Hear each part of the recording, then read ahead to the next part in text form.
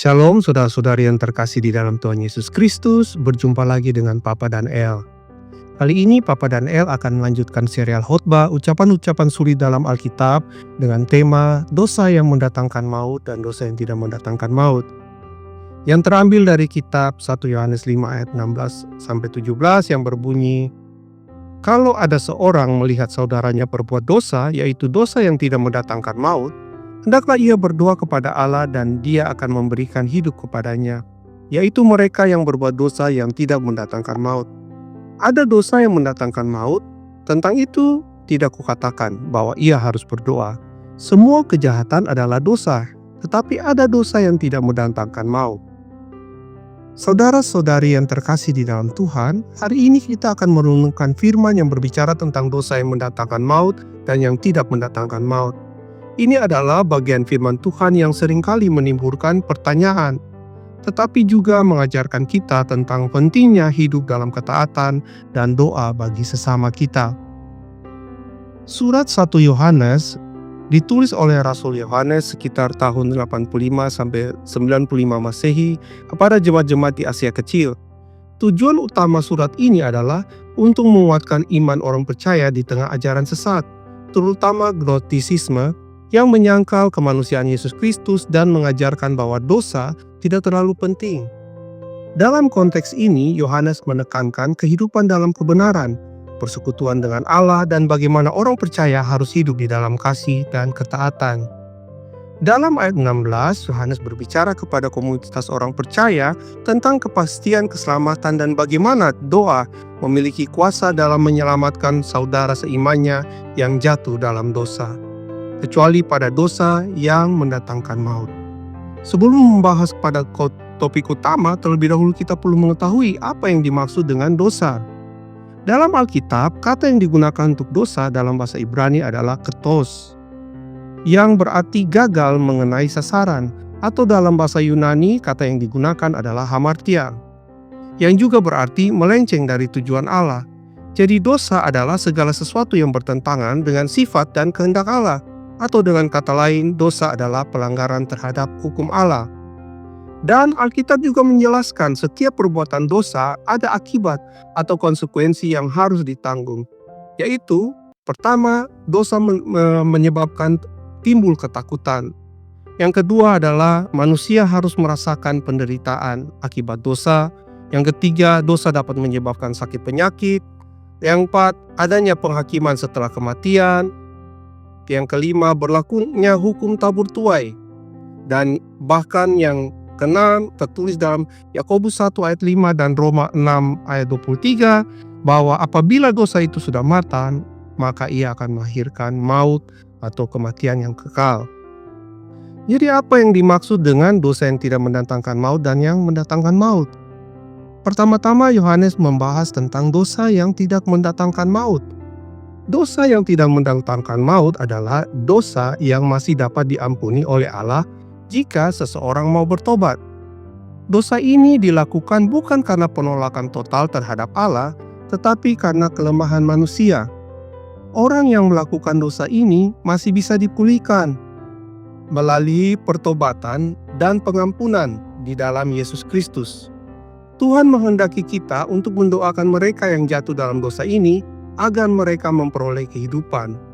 Beberapa contoh dosa yang tidak mendatangkan maut adalah dosa karena ketidaktahuan atau tanpa kesengajaan. Dalam Lukas 23 ayat 34, Yesus berkata, "Ya Bapa, ampunilah mereka sebab mereka tidak tahu apa yang mereka perbuat." Orang-orang yang menyalibkan Yesus melakukan dosa, tetapi mereka tidak sepenuhnya memahami apa yang mereka lakukan. Juga pada 1 Timotius 1 ayat 13, Rasul Paulus menulis, "Aku yang tadinya seorang penghujat dan seorang penganiaya dan seorang ganas, tetapi aku telah dikasihaninya, karena semuanya itu telah kulakukan tanpa pengetahuan, yaitu di luar iman." Paulus dulunya menganiaya jemaat, tetapi karena ia bertobat, Allah mengampuninya. Yang kedua adalah dosa karena kelemahan daging. Matius 26 ayat 41 berkata, "Roh memang penurut, tetapi daging lemah." Petrus pernah menyangkal Tuhan Yesus, tapi kemudian ia bertobat dan diampuni. Dalam Roma 7 ayat 19, tertulis bahwa sebab bukan apa yang aku kehendaki yaitu yang baik dan yang aku perbuat, melainkan apa yang tidak aku kehendaki yaitu yang jahat yang aku perbuat. Paulus menjelaskan bahwa ada perjuangan dalam dirinya antara roh dan daging. Meskipun ia ingin melakukan yang benar, dagingnya lemah dan sering menariknya ke dalam dosa. Yang ketiga adalah dosa dalam kehidupan orang percaya yang masih bertumbuh. 1 Yohanes 1 ayat 9 berkata, jika kita mengaku dosa kita, maka ia adalah setia dan adil sehingga ia akan mengampuni segala dosa kita dan menyucikan kita dari segala kejahatan. Setiap orang percaya yang jatuh dalam dosa tetapi mau bertobat, masih bisa menerima pengampunan.